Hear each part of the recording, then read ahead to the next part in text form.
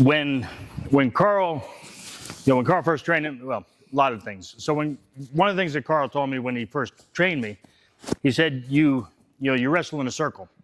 So, first thing he starts talking about is clocks, right? You wrestle in a circle. When you watch wild animals, how do they don't wrestle head on. They don't go at each other head on unless they're rams and they knock the shit out of each other's heads. But they wrestle in a circle. So everything we do has a circular motion to it. Everything I do, I circle around because I'm looking for that imbalance.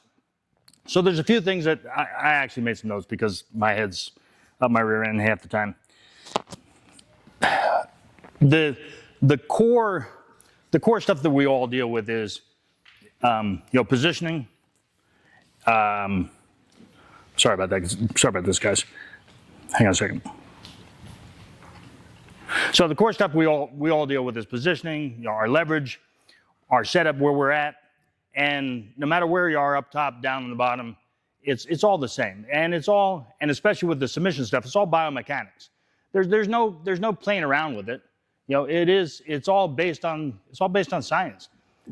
If you know how the body works, and the guys, the old timers, they were pretty good at knowing.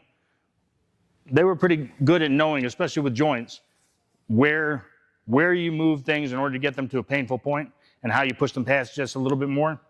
So what I want to do today is kind of go through the basics. I want to get back down to, which is what I do. I go out and I see a lot of different guys doing different things. One of the things that Wade hit on that just, I get all warm and fuzzy inside is, especially on the ground, positioning so that you're giving your weight and stuff. So I'm going to go through some of that. I'm going to reinforce, if nothing else, but there's a couple new things. Let me get somebody for up top. I'm going to start up top though.